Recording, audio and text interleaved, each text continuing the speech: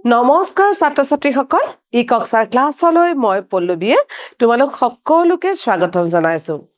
আমি আজি আলোচনা কৰিবলৈ লৈছো অষ্টম শ্ৰেণীৰ বিজ্ঞানৰ পাঠ ঘৰখন ইতিমধ্যে ইয়াৰ আগৰ পাঠটো বল আৰু চাপ পাঠটো যেতিয়া মই তোমালোকৰ লগত আলোচনা কৰিছিলো ইয়াৰ আগৰ ভিডিঅ'বোৰত মই ঘৰখন বলৰ বিষয়ে কিছু কথা তোমালোকক কৈছিলো আশা কৰো তোমালোকৰ মনত আছে নহয় জানো বাৰু আজি আমি এই ঘৰখন বলৰ বিষয়ে আৰু অকমান কথা বিস্তাৰিতভাৱে জানিম আহা আমি আজি আলোচনা কৰো প্ৰথমে চোৱা ইয়াতে এখন ছবি দিয়া আছে কলৰ বাকলিৰ ওপৰত ভৰি পৰিলে আমি কিয় পিছলি পৰো বাৰু চিত্ৰ এখনত দেখুওৱা হৈছে যে ছাত্ৰ এগৰাকীয়ে তেওঁ কলৰ বাকলিত ভৰি পৰাৰ লগে লগে পিছলি গৈছে তোমালোকে বাৰু সৰুতে এনেকুৱা হৈছিল নে আমি সকলোৱে জানো নহয় জানো যে কলৰ বাকলিত যদি ভৰি দিওঁ খুব পিছল হয় আৰু আমি আমাৰ ভাৰসাম্য ৰাখিব নোৱাৰি পিছলি পৰো বা বেলেগকো আমি দেখিছো পিছলি পৰা নহয় নে কিন্তু কিয় হয় তোমালোকে বাৰু কেতিয়াবা মনত ভাবিছানে যে কলৰ বাকলিত ভৰিখন দিলেই কিয় পিছলি পৰো আমি আজি আমি তেনেকুৱা কথাবোৰেই আলোচনা কৰিম আহা ইয়াতে আৰু এটা প্ৰশ্ন দিয়া আছে এখন মসৃণ স্মুথ বা তিতি থকা মজিয়াত খোজ কাঢ়িবলৈ কিয় অসুবিধা হয় মাটিৰ ওপৰেৰে গৈ থকা বল এটা কিছু সময় পিছত ৰৈ যোৱা দেখিছা নিশ্চয় নহয় জানো এতিয়া আমাৰ কি হয় কেতিয়াবা আমাৰ যিবোৰ আজিকালি ঘৰবোৰত মাৰ্বল বা টাইলছ লগায় বা এনেও আমাৰ পকাবোৰ যদি মচি থোৱা পকা হয় তাতে খোজ কাঢ়িলে কি হয় যদি আমি খৰকৈ খোজ কাঢ়ো কি হয় আমি কেতিয়াবা পিছলি পৰো নহয় জানো সেইকাৰণে আমি তেনেকুৱা ধৰণৰ পকা য'তেই দেখো আমাৰ ঘৰত হওক বাহিৰত হওক কেতিয়াবা হস্পিটেল অন্য অফিচ বা অন্য ঠাইত আমি কি কৰিব লাগে সাৱধানেৰে খোজ কাঢ়িব লাগে কিন্তু কেতিয়াবা এই তিতি থকা বা খুব মসৃণ এই পকাবোৰত খোজ কাঢ়িলে আমি পিছলি কিয় পৰো দ্বিতীয়তে যেতিয়া আমি বল এটা মাৰি দিওঁ ফুটবল এটা মাৰি দিওঁ বা ক্ৰিকেট বল এটা যদি আমি দলিয়াই দিওঁ কিছু সময় বলটো ঘূৰি ঘূৰি গৈ এটা সময়ত বলটোৰ গতিটো ৰৈ যায় বন্ধ হৈ যায় তোমালোকে কেতিয়াবা ভাবিছানে যে বলটো কিয় বন্ধ হৈ গ'ল বলটোতো গৈয়ে থাকিব পাৰিলে হয় নহয় জানো এনেকুৱা হ'ব পাৰে নেকি যে বলটোৰ গতিৰ দিশত যিটো দিশত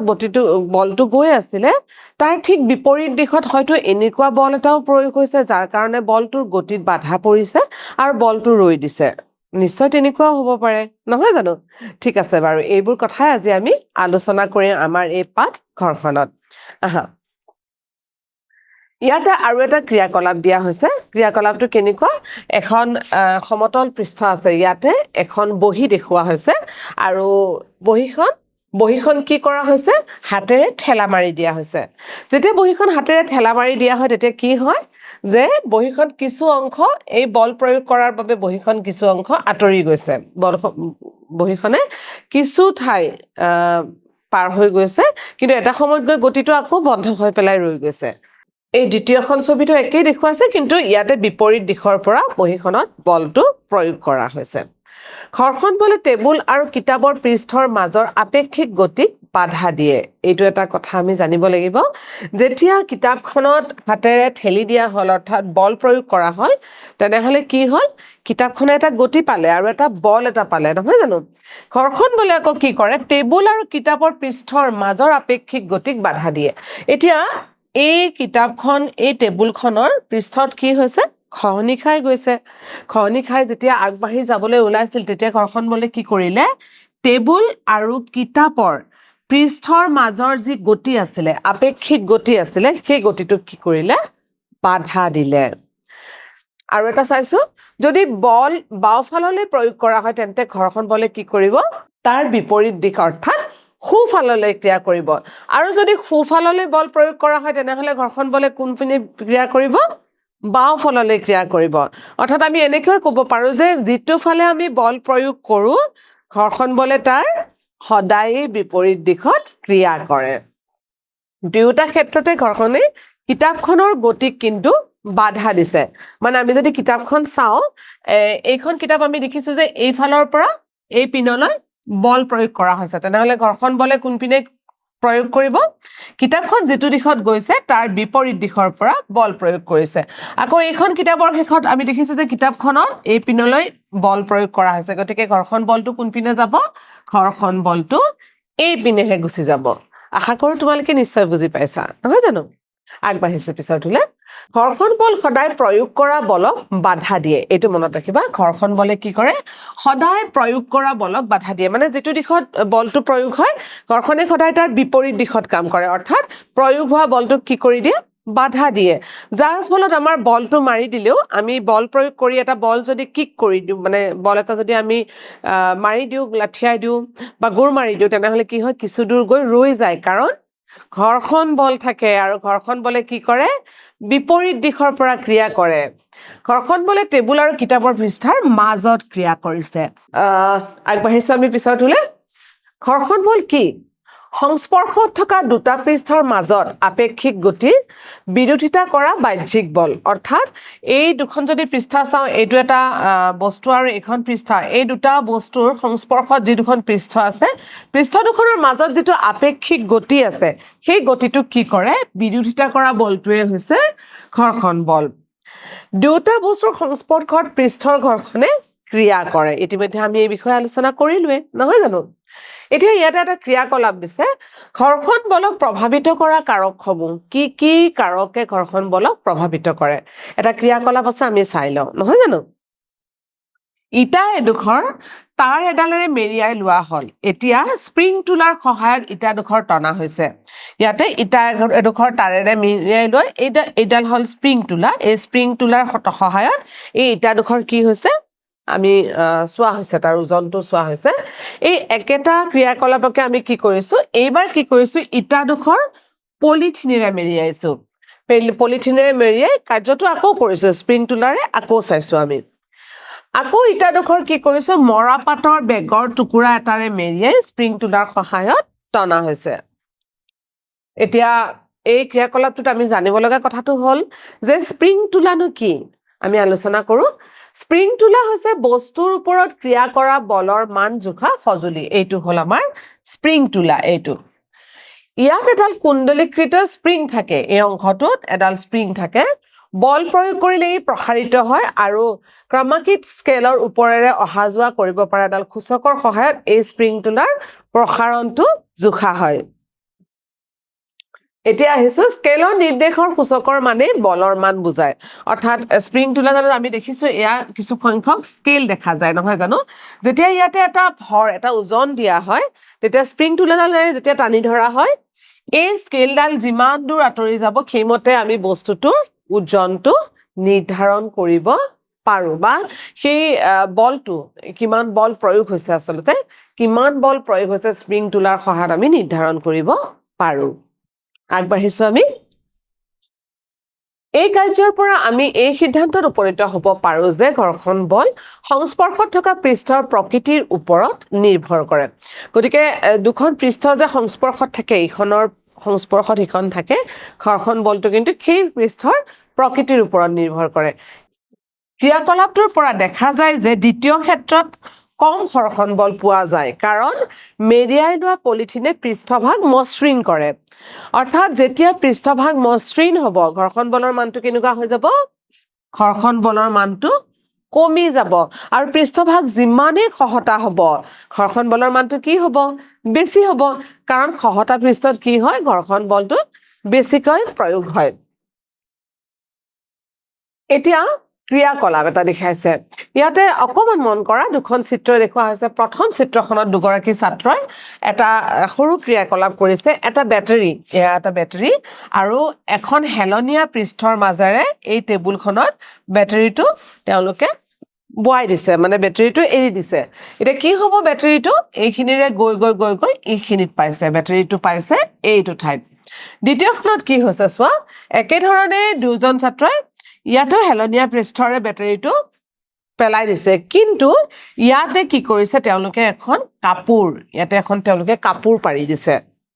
যাৰ ফলত ইয়াতে থকা বেটাৰীটো কি হৈছে ইয়াতে বেটাৰীটোৱে যিমান দূৰ অতিক্ৰম কৰিছে ইয়াতে কিন্তু বেটাৰীটোৱে ইমান দূৰ অতিক্ৰম কৰিব পৰা নাই কাৰণ ইয়াৰে কাপোৰ দিয়াৰ লগে লগে পৃষ্ঠখন কি হৈ গৈছে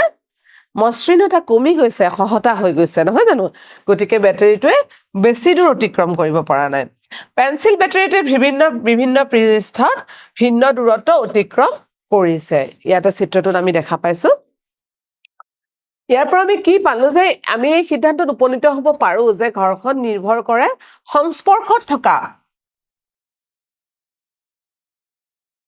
সংস্পৰ্শত থকা পৃষ্ঠৰ ৰুক্ষতা আৰু মসৃণতাৰ ওপৰত অৰ্থাৎ যদি মসৃণ হয় তেনেহলে কি হ'ব সোনকালে বৈ যাব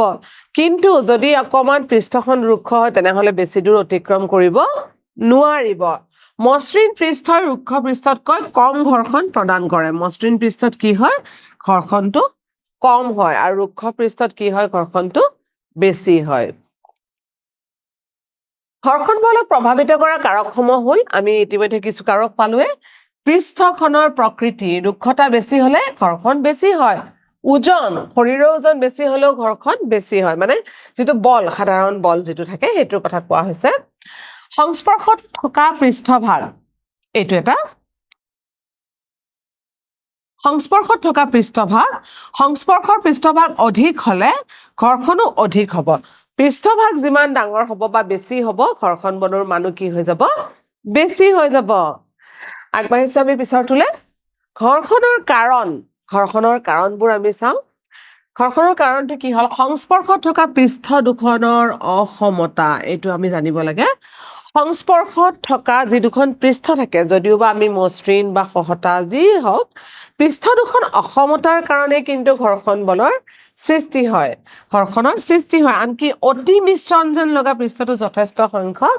সূক্ষ্ম অসমতা থাকে আমি যদি অতি মিশ্ৰণ যেন পোৱা এখন পৃষ্ঠ চুই চাওঁ কিন্তু সেইখন পৃষ্ঠকে যদি আমি আকৌ ম্যাগনিফাইং গ্লাছৰ সহায়ত চাওঁ তেনেহলে আমি কি দেখিম তাতো কিন্তু কিছু সহতা থাকিব আমি দেখাত একেবাৰে মিশ্ৰণ যেন লাগিলো যদি আমি ম্যাগনিফাইং গ্লাছত সেই অংশটো চাওঁ তেনেহলে কি হ'ব এনেকুৱা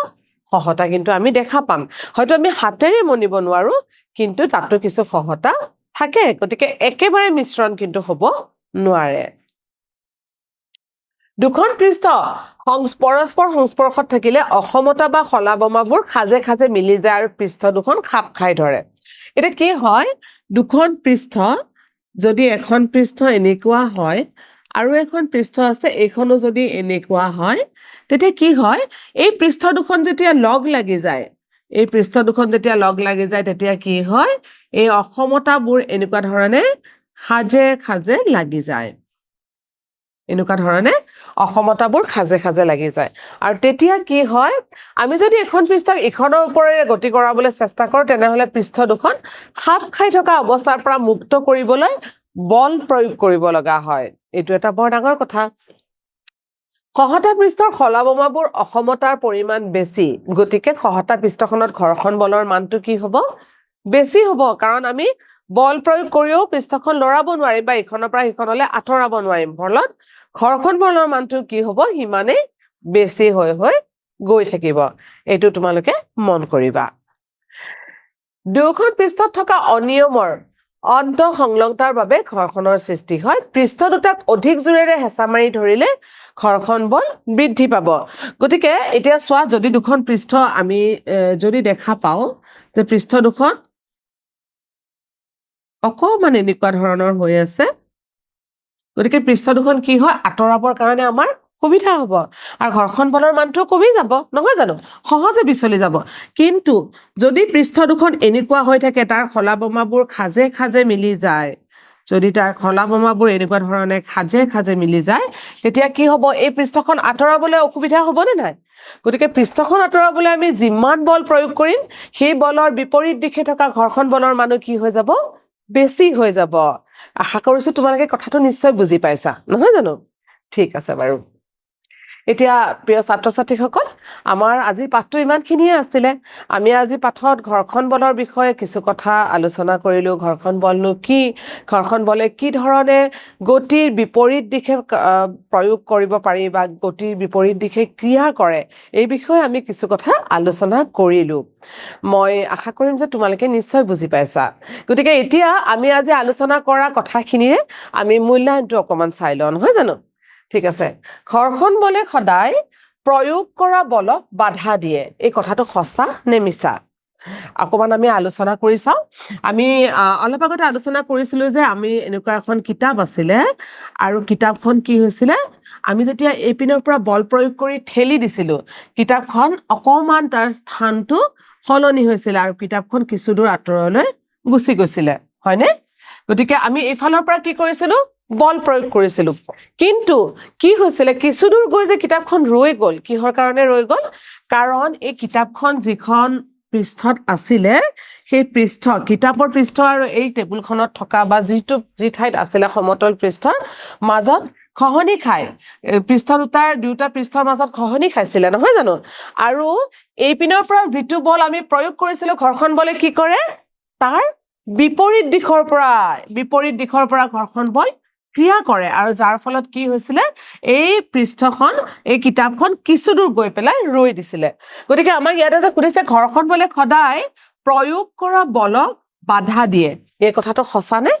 নিশ্চয়কৈ সঁচা গতিকে এই উক্তিটো একেবাৰে শুদ্ধ দ্বিতীয়টোলৈ গৈছো মসৃণ পৃষ্ঠই ৰুক্ষ পৃষ্ঠতকৈ ঘৰ্ষণ প্ৰদান কৰে মসৃণ পৃষ্ঠ হলে ৰুক্ষ পৃষ্ঠতকৈ ঘৰ্ষণ কম হ'ব নে বেছি হ'ব নিশ্চয় কম হ'ব মসৃণ গতিকে কি হ'ব সোনকালে কম বল প্ৰয়োগ কৰি আমি বস্তুটো আঁতৰাব পাৰিম পৃষ্ঠ দুখনৰ পৰা আঁতৰাব পাৰিম হয় নে নহয় গতিকে যেতিয়া বল কম প্ৰয়োগ হ'ব ঘৰ্ষণ বলো কম প্ৰয়োগ হ'ব গতিকে মসৃণ পৃষ্ঠ ৰুক্ষ পৃষ্ঠতকৈ কম ঘৰ্ষণ প্ৰদান কৰে নেক্সটলৈ আমি গৈছো সংস্পৰ্শত থকা দুখন পৃষ্ঠৰ মাজত ফলাবমবোৰ বেছি হলে ঘৰ্ষণ বলৰ মান কি হ'ব এইটো আমি আজি আলোচনা কৰিলো নহয় জানো দুখন পৃষ্ঠ যেতিয়া লগত থাকিব সংস্পৰ্শত থাকিব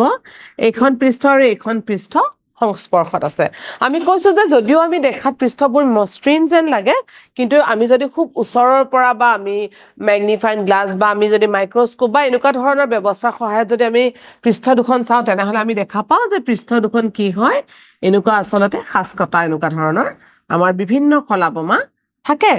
আৰু সংস্পৰ্শত দেখা পৃষ্ঠৰ মাজত যদি কলাবমাবোৰ যদি বেছি হয় তেনেহলে কি হ'ব এনেকুৱা যদি বেছি হয় যদি কম হয় তেতিয়া কি হ'ব এয়া দুখন পৃষ্ঠ আছে যদি কম হয় তেনেহলে